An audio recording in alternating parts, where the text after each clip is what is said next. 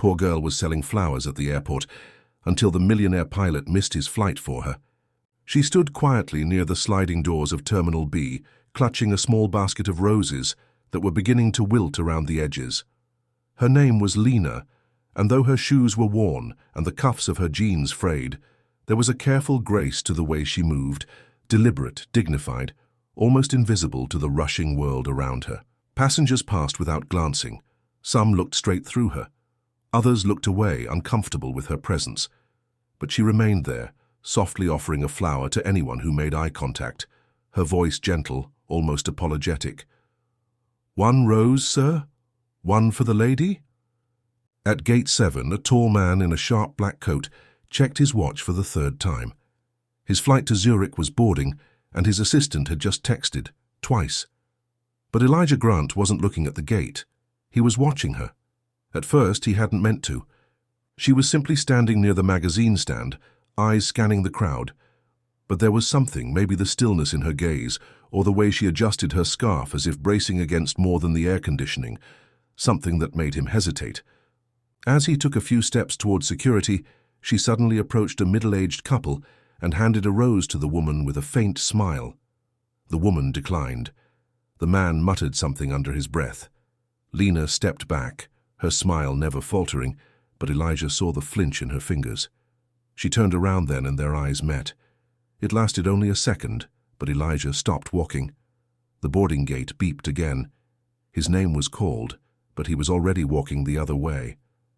Elijah didn't usually change plans. In fact, his life had been carved into the kind of efficiency that didn't allow for second glances, missed departures, or unplanned conversations. But there he was, taking slow, purposeful steps toward a girl holding wilted flowers in a too-quiet corner of the airport. Lena looked up again, uncertain whether to offer a rose or brace for another rejection. But this man wasn't brushing past her like the others. He was watching her like he had questions, as if he had been waiting for a moment like this. She hesitated, gripping the handle of the basket tighter. "You selling those?" he asked, his voice low, almost curious. Lena nodded, unsure if this was kindness or another uncomfortable exchange. $1, she said simply. Her voice was soft but steady, practiced from years of polite refusals. Elijah glanced at the roses, then at her. "How many do you have left?" She blinked, caught off guard. 14. He reached into his coat, pulled out a sleek wallet, and handed her a $100 bill. "I'll take all of them." Lena stared at the bill, then at him. "Are you serious?" He smiled, just a small shift in his expression, but it changed his whole face. "Do I look like I'm joking?" She handed him the basket, her fingers brushing his for the briefest moment. "Thank you," she said, almost breathless. But she wasn't just thanking him for the money. Something about the way he looked at her made her feel seen, not pitied, not dismissed, seen. Elijah looked at the flowers, then laughed softly.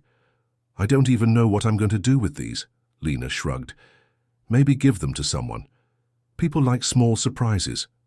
He glanced around, then back at her. "What about you? You like surprises?" She looked down, unsure how to answer. "I like when people mean what they say." There was a silence, a heavy, unspoken kind of pause where neither of them moved. The airport noise faded behind them. Announcements, boarding calls, rolling suitcases. It all felt far away. Elijah opened his mouth to say something else, but a voice interrupted from behind.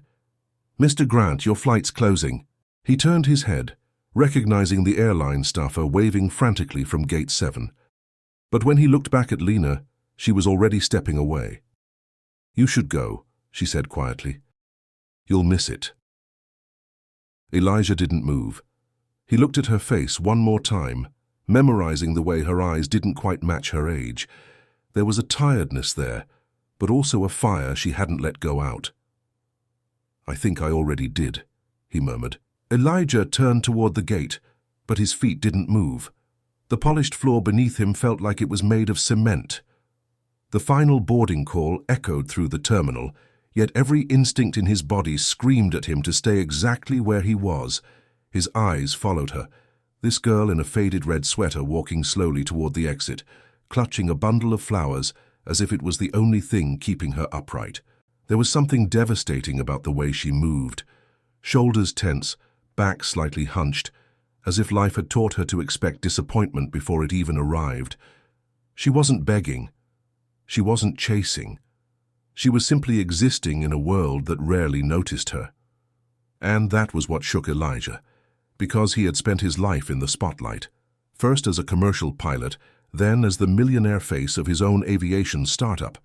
People always noticed him, admired him, listened to him, but no one had ever looked at him the way that girl did when she apologized. She wasn't impressed. She wasn't intimidated. She had simply been embarrassed for wasting his time. He remembered her voice, soft but steady, as she tried to offer him a flower. "You don't have to buy, it's okay." It wasn't the words, but the tone. There was dignity in it. Pain, yes, but also strength. By now, the flight attendants were closing the gate door. The other passengers had boarded. His first-class seat, the one with extra legroom and a glass of champagne waiting, was now empty. But Elijah didn't move. His heartbeat was louder than the boarding announcements. He took one last look at the screen. New York. Delayed. Not the flight. His life, his plans. His perfect, predictable life was being interrupted by something he couldn't explain.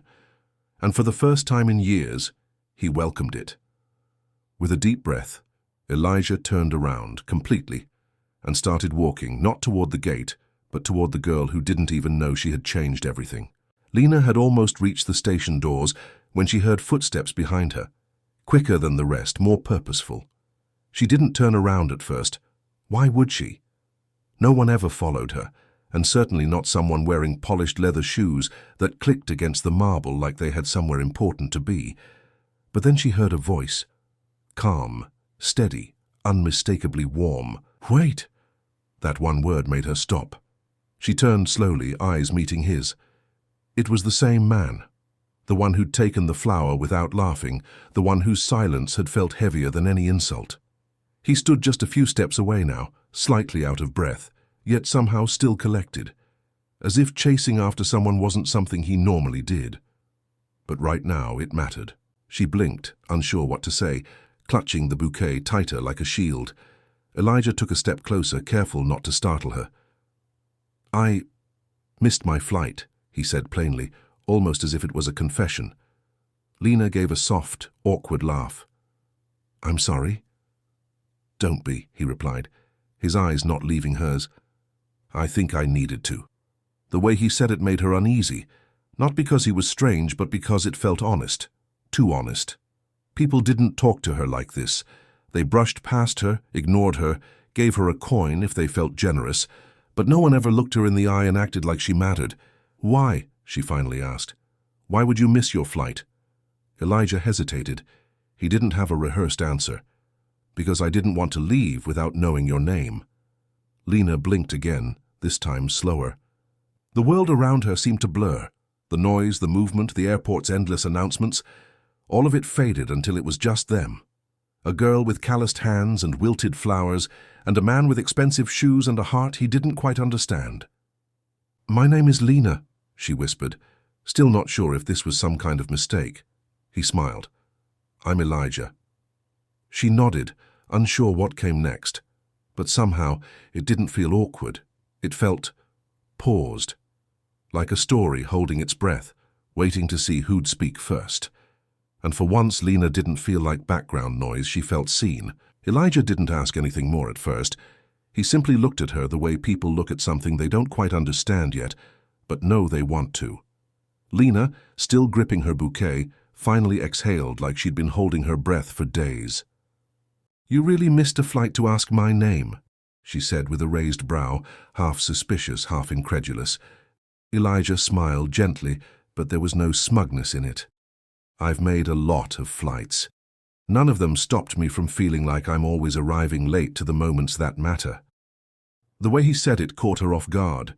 She wasn't used to men, especially well-dressed, clearly important ones, speaking with that kind of quiet vulnerability. And she didn't know what to say to that, so she shifted her weight and glanced down at her flowers, some of which were beginning to wilt from the heat and the hours.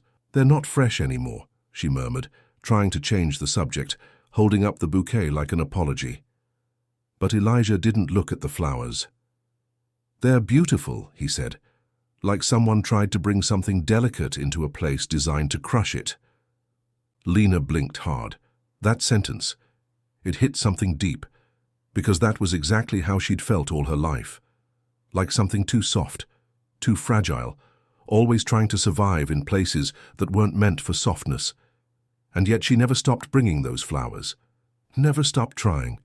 "You're weird," she said finally, her voice caught between a laugh and a whisper. "So I've been told," he replied, smiling again, but this time with something more behind it. Like he wasn't joking. Like being weird was the only thing keeping him sane. They stood there on the edge of the crowd while the world rushed past them. People in a hurry, dragging luggage, chasing gates, shouting into phones. But for those few minutes, it felt like time wrapped around the two of them, giving them space to be seen. Elijah reached into his coat pocket, pulled out a small card and handed it to her. "This isn't charity," he said before she could protest. "It's curiosity, and maybe hope." Lena took the card slowly. It was embossed, elegant, heavy. His full name, his position, his world. She looked at it, then at him. "What do you want from me?" Elijah met her gaze. "Coffee, or a story, or silence. Whatever you're willing to share." And for the first time in a very long time, Lena didn't feel like someone who had to explain herself. Lena didn't call him that night. She didn't text. She didn't even Google his name. The card sat untouched on the small shelf above her narrow mattress, right next to a jar of loose coins and a photo of her parents she hadn't dared to frame. She looked at it often, though, more often than she wanted to admit, like touching it would make all this too real. She'd been down too many roads that began with a kind voice and ended with disappointment. Elijah, meanwhile, had returned home to a penthouse that echoed. His world was full of sharp corners and glass walls, but no one to ask him how his day had gone. He kept checking his phone, expecting something. And when it didn't come, he reminded himself that patience was a virtue. But that night, as he walked past the kitchen, he found himself pausing. There on the marble counter was a small bouquet, familiar, imperfect, and out of place in a space so polished. He had bought it without thinking. Or maybe because he couldn't stop thinking. The next morning, Lena returned to the terminal. Same corner, same fold-out chair, same basket of weary flowers. She didn't expect anything, and she certainly didn't expect Elijah to be back. But he was, across the terminal, pacing with a coffee in hand, scanning the crowd like a man late to something only he understood. When his eyes landed on her, they softened, and so did hers. "You're back," she said, a half-smile tugging at her lips. "So are you," he replied, taking a cautious step closer. "And you still haven't called." Lena tilted her head, arms crossed, but her voice was calm. "Maybe I was waiting to see if you were serious." Elijah handed her a second coffee without asking how she liked it. "And?" "I haven't decided yet." He laughed, and for a moment the noise of the airport dimmed behind them. He sat down on the bench beside her, not too close, just enough. "What would convince you?" Lena looked at the coffee, then at him. "People like you don't usually sit with people like me." He took a sip, eyes never leaving hers. "Maybe that's the problem, and maybe I'm tired of the usual." This time, she didn't look away. They sat like that for almost 20 minutes. No rush, no performance. Elijah didn't try to impress her with stories of his wealth or travel, and Lena didn't try to hide the exhaustion under her eyes. For the first time in weeks, she wasn't watching the time.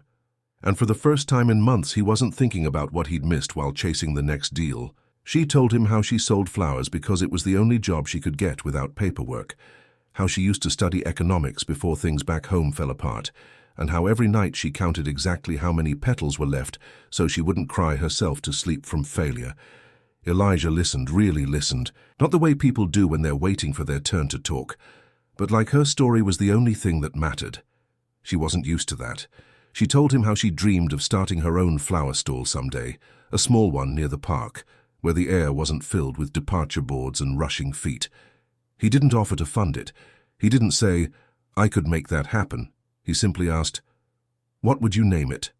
She blinked. "No one's ever asked me that." "I'm not no one," he said quietly. And for a second she believed him. Just then her phone buzzed, a cracked old thing with a tired battery. A message from her landlord.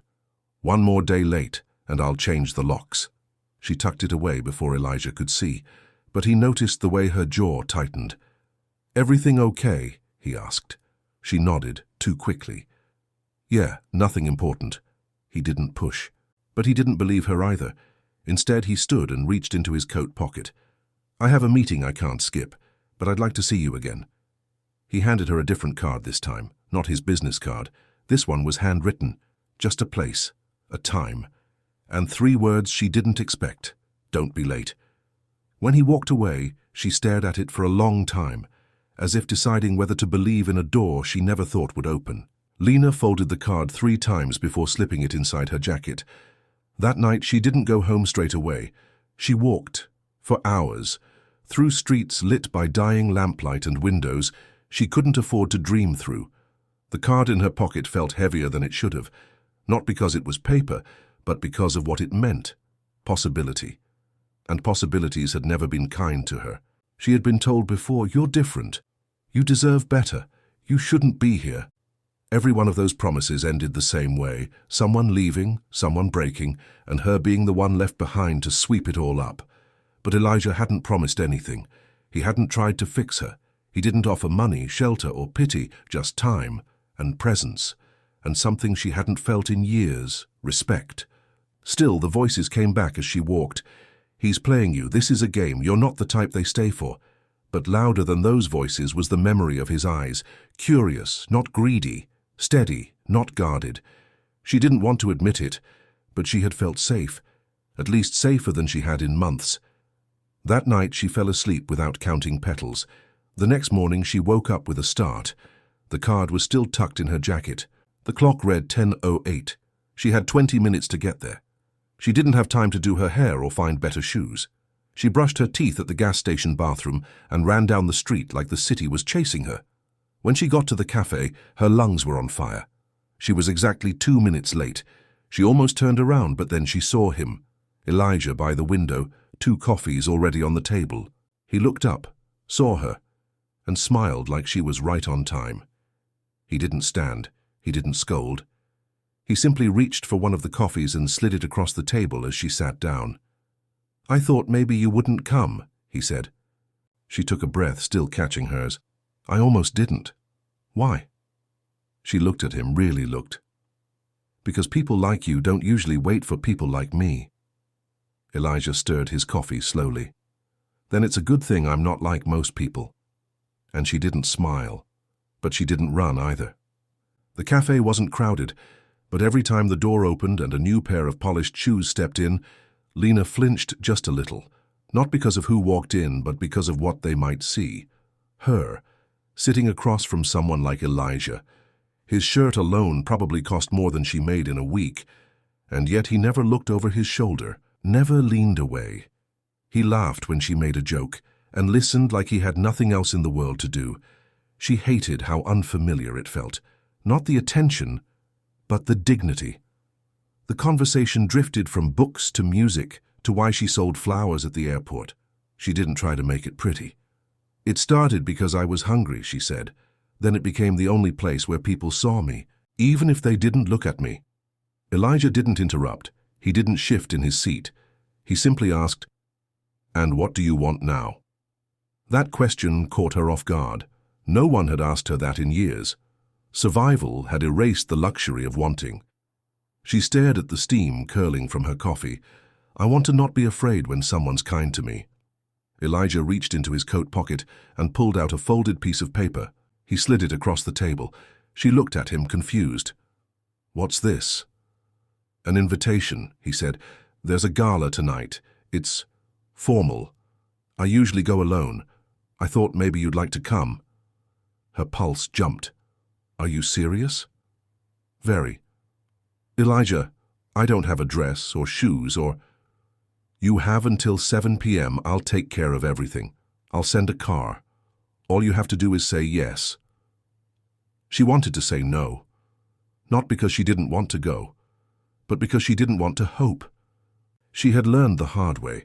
Hope could bruise deeper than cruelty. But something in her shifted when she saw the way he looked at her. Not like a project, not like a rescue mission, like a woman he wanted to spend the evening beside. She picked up the paper. "What's the dress code?" she asked. Elijah smiled. "Whatever makes you feel like you belong there." For the first time in a long time, she wanted to try. The dress arrived in a black garment bag, delivered by a silent driver who nodded respectfully and left without waiting for a tip. Lena stood in her small room, fingers trembling slightly as she unzipped it. The fabric shimmered under the dim light, a soft silver that caught the glow like moonlight on water. It was nothing like the clothes she owned, functional, forgettable, faded by time and necessity. This was elegance woven into fabric. She held it against her body, not yet daring to put it on. Part of her still believed it was a mistake, that Elijah had offered her the invitation out of pity or guilt. But then she remembered his eyes at the cafe. He had looked at her like she mattered, not because of what she lacked, but because of what he saw in her. She stepped into the bathroom, her heart hammering, and began to prepare. She had no makeup, so she used a little balm and brushed her hair until it fell in soft waves. When she finally slipped into the dress and turned to the mirror, she hardly recognized herself. Not because she looked different, but because she stood straighter. She looked herself in the eye and didn't flinch. At 6:55, the car arrived. A sleek black sedan with a driver who opened the door and greeted her by name. She slid into the leather seat, clutching a small purse Elijah had also sent. Inside was a note. "Don't look down. You were always meant to look up." As the city lights flashed by, Lena stared out the window, her reflection barely visible against the glass. She thought of every time someone had turned their back, every time she'd been called invisible, and now she was on her way to a ballroom filled with people who had never known what it meant to hunger. She didn't know if she would belong, but for the first time she didn't feel like she had to apologize for being there. As the car turned toward the Harrington Hotel, Lena closed her eyes and took a breath. This night could change everything, or nothing at all, but she was done living in the shadows. Tonight she would walk into the light. As Lena stepped out of the car, the Harrington Hotel towered above her like something out of a world she never imagined entering. The red carpet gleamed under soft lights, and inside the grand ballroom, chandeliers cast golden reflections across polished marble floors. She took a breath, adjusted the delicate strap of her dress, and walked through the tall glass doors. At first, her steps were hesitant, each heel click echoing louder in her ears than it probably did in the room. Conversations continued around her, laughter spilled from corners, and champagne glasses clinked with careless ease. But slowly, eyes turned, one by one, heads tilted, whispers ignited like sparks in a dry field. Who is she? Is she someone's date? She doesn't look like she belongs. Lena felt the weight of every gaze but kept walking, her eyes forward, her posture unshaken. And then the music softened. A new murmur passed through the room. The elevator doors opened on the upper level, and descending the grand staircase was Elijah, black suit tailored perfectly, his eyes scanning the room. And when he saw her, everything stopped. He didn't blink. He didn't rush. He just stared, as if the whole night had led to this moment. A small smile played at the edge of his mouth, and then he began to walk toward her. The crowd noticed. A few stepped aside. Conversations died. Lena didn't move. Her heart pounded in her chest like a drum, but her feet stayed rooted. As Elijah reached her, he held out his hand without a word, and she, after one beat of hesitation, placed hers in his. It wasn't a rescue, it wasn't a display. It was a moment of recognition, as if two people had finally found each other in a room full of noise. And for that second, the past, the flower stand, the stairs, the rain, felt like another life. Here, now under the chandeliers and silence, Lena had never felt more seen. As the evening carried on, Lena remained by Elijah's side like a silent storm. calm on the surface, yet commanding attention with every breath she took. The orchestra played, crystal chandeliers flickered with warmth, and servers floated through the crowd with silver trays. But beneath the shimmer, the whispers never stopped. "That's the girl from the airport," someone muttered. "He's actually with her," another hissed. Lena heard it all, every sharp syllable, every polished insult disguised as curiosity. But she didn't flinch. Elijah never left her, never once let go of her hand, and that quiet defiance made the stares burn even hotter. Then, like a cue written by fate itself, Vanessa appeared. Tall, sleek, draped in designer arrogance, her heels clicking sharply as she approached. Her smile was venom wrapped in velvet. "Elijah," she said with exaggerated warmth, ignoring Lena entirely, "you've always had a thing for projects." Lena's chest tightened, but she didn't move. Elijah's expression didn't shift. "Vanessa," he replied calmly, "it's strange seeing you here. You always hated charity events." She chuckled, then finally turned to Lena with a sugary smirk. "So, what do you do? Or do you just stand there and let men dress you up?" The silence that followed was deafening. For a moment, Lena's breath caught in her throat, and then Elijah stepped forward, voice low but firm. "She doesn't need to explain herself to you. Not now, not ever." Vanessa blinked, stunned. "I'm just concerned," she said, trying to recover. "This isn't exactly her world." Elijah's eyes narrowed.